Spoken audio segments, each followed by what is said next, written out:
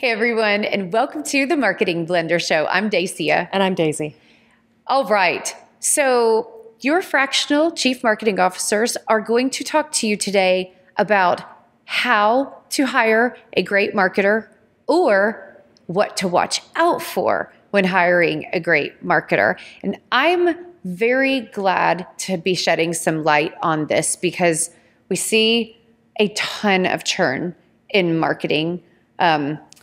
Without getting into too much detail, it is an incredible frustration for both the leadership team and the company, as well as the marketers themselves when there's friction and when a marketer has not been set up for success. And that actually starts with the hiring and the job description. Yes. And so I'm really excited to really be going, okay, we're going to talk root cause on what's happening with some of your marketing friction and marketing frustration. And without throwing anybody under the bus, let's have some shared accountability on why is it so dang hard to hire a great marketer and see great outcomes.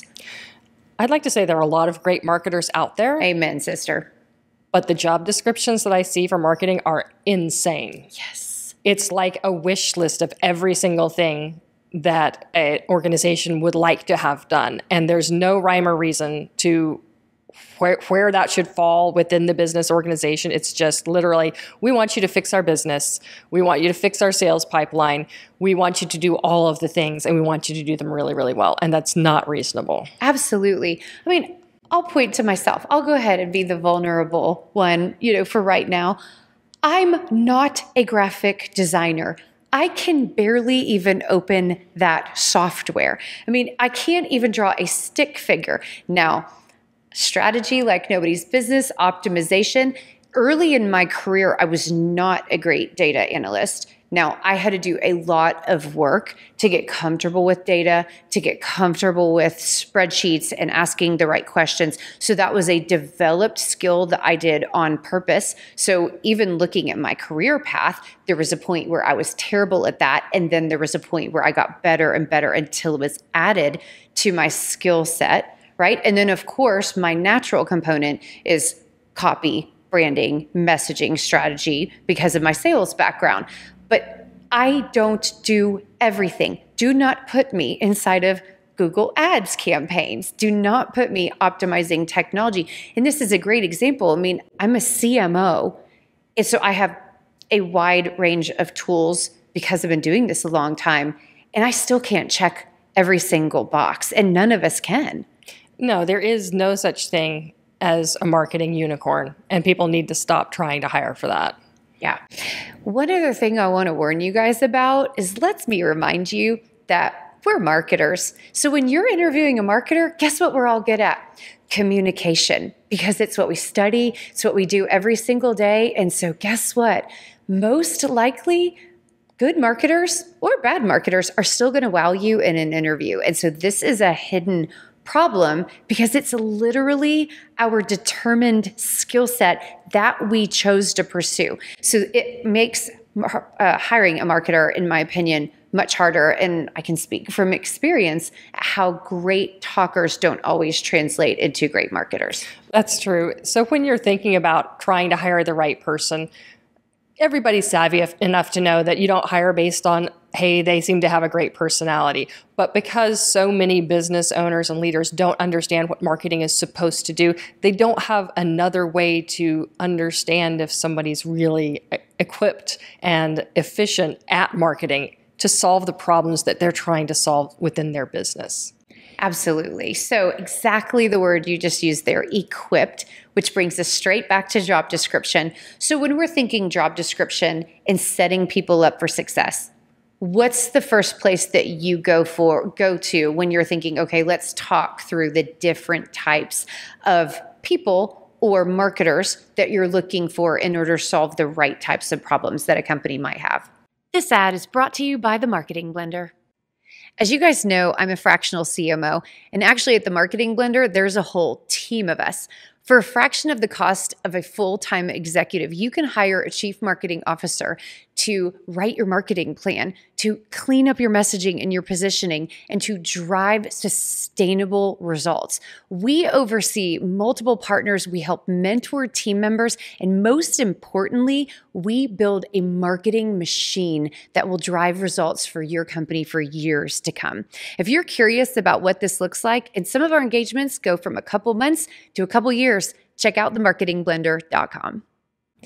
As you're thinking about what role do you need to fill first, or what role are you looking to hire for, understanding the thing that you're trying to accomplish in your business is going to help you define what type of marketer you need. For example, if you don't have a marketing strategy, the thing that you need is a marketing strategist. So you need someone who's at an executive level, who can set the strategy for the business, who can align marketing with your revenue goals, who can align sales and marketing together, and who's able to put the systems and the structure in place for everything else to work properly. Now, a symptom or something that you're going to see commonly when that's the need is you already have doers, or you have talented freelancers, or you have the actions already outsourced to different people, and you're wanting to get more for it, you're wanting to get better answers, maybe you're wanting to broaden or scale what's going on, and you're hitting roadblocks and you don't know what to do. That's a great example of the environment or the kind of the situation that a company might find themselves in, but they probably have doers, whether they're internal or external, if they're looking for a strategic person. It's true. And sometimes you'll see a CEO who is the one negotiating marketing contracts with vendors, making decisions about who to hire to redesign a website or who to run marketing campaigns. And they end up getting burned really, really often because they don't have a strategic advisor to say, all this stuff sounds good, because marketing agencies are good at selling their services, but these are the things that matter to the business, and these are the ways that you need to think about your marketing decisions so you don't get burned. I love it. So the next one I wanted to bring up is the tactical generalist. So when you're thinking about this type of person, you're thinking about somebody that needs to execute effectively. They're someone who understands what needs to be done. They understand the components and capabilities that are required to do it effectively and to move progress forward. So this really is a doer. When there is more to be done and it's not getting done, and you want somebody that'll pick up the ball and run with it. I typically see this as being the first hire that sales-led organizations make. Agreed. And it's fantastic to have that generalist. But remember, if they don't have marketing strategy to execute on, they're going to struggle. And it's a good point that you've got to get really clear about what the doing is. There are some generalists that are good at copy and design, or that might be able to do social media and paid campaigns. But we're still talking about there's still limits on the full range of capabilities that a doer is going to have, even if they are a talented generalist. Getting clear about what is the bulk of the activities and execution points that actually have to happen, and what skill set does that look like, and what are you willing to outsource or delegate to somewhere else. I will say the personality type that most often gets plugged into this role is very hardworking, very diligent, and hates to tell people no, even when they need to. So this is a very hard role to be in, because it's easy to get overwhelmed, and it's easy to try and do everything, even if it's not your area of expertise. Now, this is a little off topic, but I think it's worthy of bringing up, because this person is so diligent at their job, they frequently end up being in a situation where they can be promoted. And that does not always go well when a tactical generalist gets promoted to a strategic role, because it's different capabilities, it's a different mindset, it's different outcomes, and it doesn't always translate. It's not something that necessarily evolves naturally. Sometimes it can be developed through coaching and mentoring. Absolutely.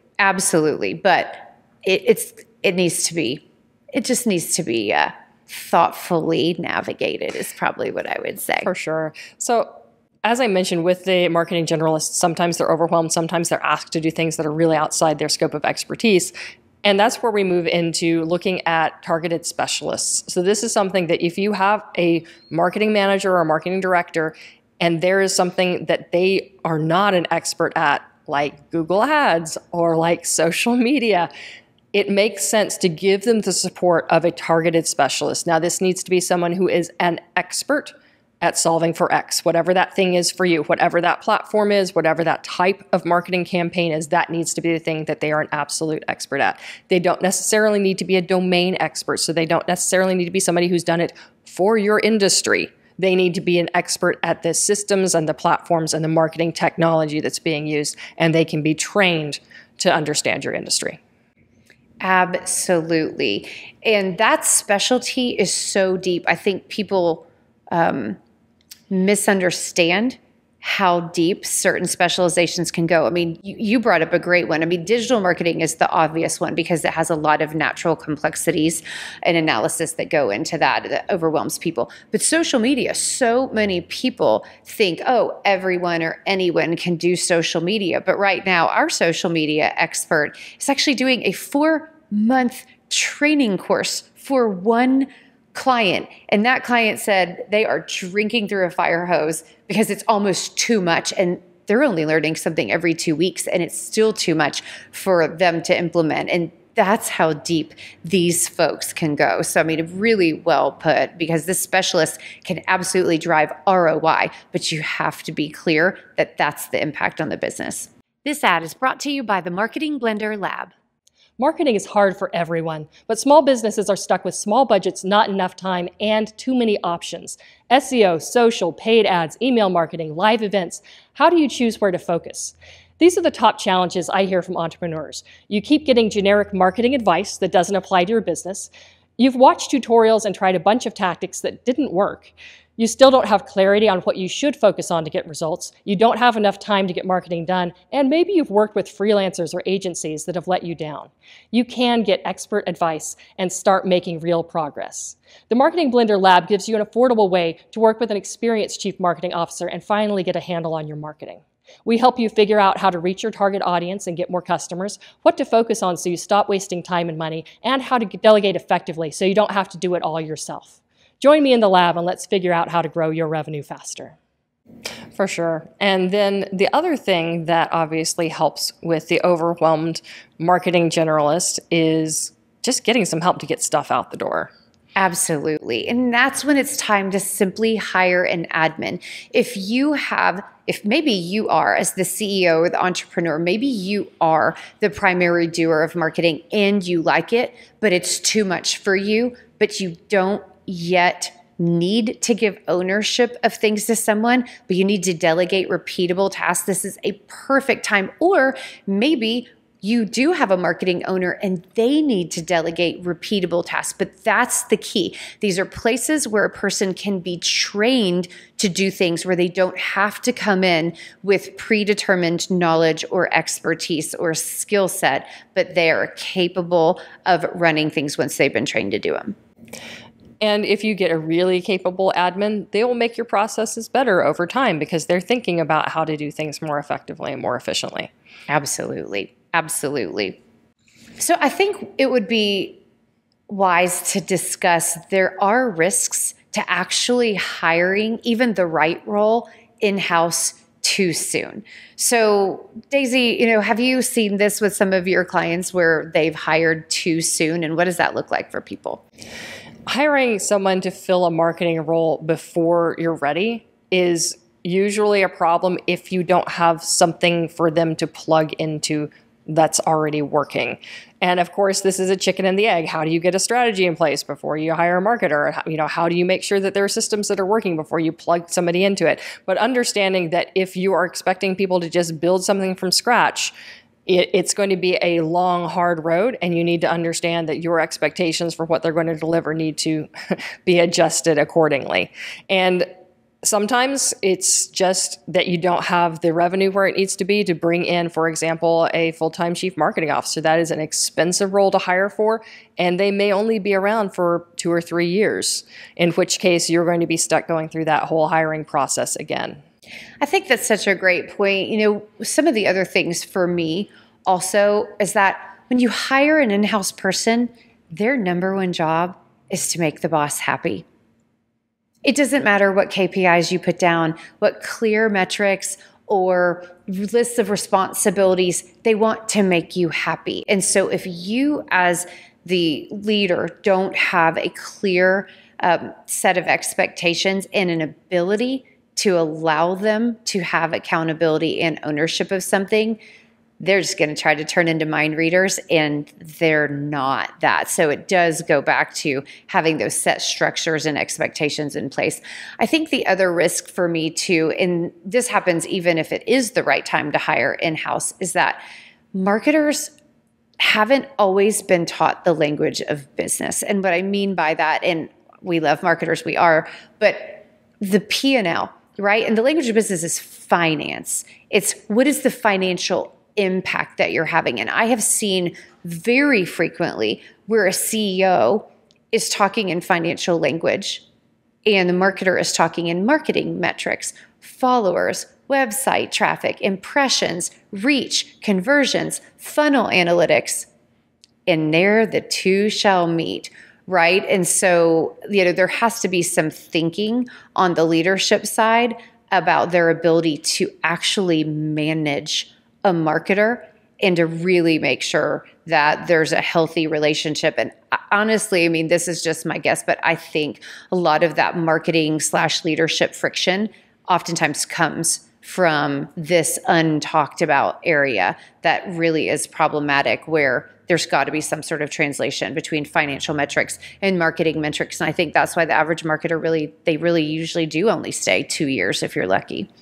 And that's so funny because marketers are good at communication, but that's one area where we constantly see marketers struggle to communicate because they just don't understand that there's a completely different perspective at play with the CEO and the CFO and the COO. That's right. And if they're not in the role or the level of the organization to be given the full visibility into these numbers, it can cause some accidental problems too that leadership unintentionally push down and set them up for failure. So there is joint accountability. So I always want to encourage marketers to get stronger and ask better questions around financial language and financial metrics and how to measure the impact on the business. But it is up to leadership to tell them the truth. And this begs the question, if it's not time to hire another marketer or your first marketer in-house yet, you still need marketing done. So how do you get that done? And how do you make sure that you do have that executive level advice and that strategic oversight and that peer-to-peer conversation at the C-suite level? And I would say, obviously, from our perspective, that's hire fractional. Get your CMO in place early in your business, but you don't have to hire full-time for that. You can get everything you need on a fractional basis and make sure that your entire marketing team and everyone you hire going forward is actually set up for success because you do have a leader in that role. Absolutely. A fractional chief marketing officer is a leader at your company, just without the full expense and the full risk of a full-time hire. And so you've got accountability and actually extreme ownership, because listen, if a fractional CMO cannot drive ROI and cannot prove their value, they're gone. It's very little risk to you. So this can be an incredibly impactful opportunity for a growing company to get that expertise that they need without laying down the dollars that have been traditionally required to get that level of experience.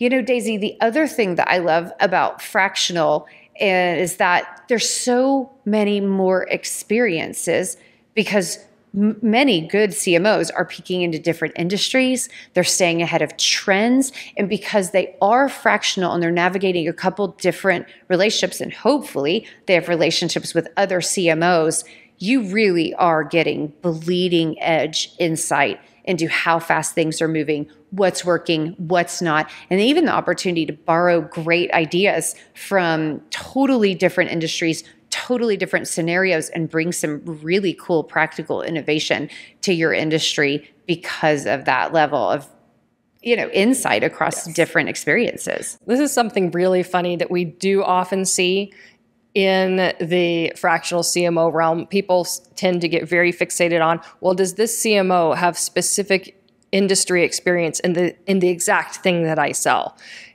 And in fact, that may be something that turns around and bites you. If you're only willing to look at CMOs who know that narrow niche that you have, chances are they know the tactics that all of your competitors know. Whereas if you're hiring someone who has broad expertise, growing revenue across a variety of companies, you're hiring somebody who actually understands these systems and processes that make marketing work no matter what. I have a funny little thing that might end up getting cut from the podcast, but it was so funny because this exact conversation came up with a prospect the other day, and it begged the question from one of our CMOs. He said to me, "Can I ask, what's the difference between a conflict of interest and a specialization?" And I was laughing because that's the thing.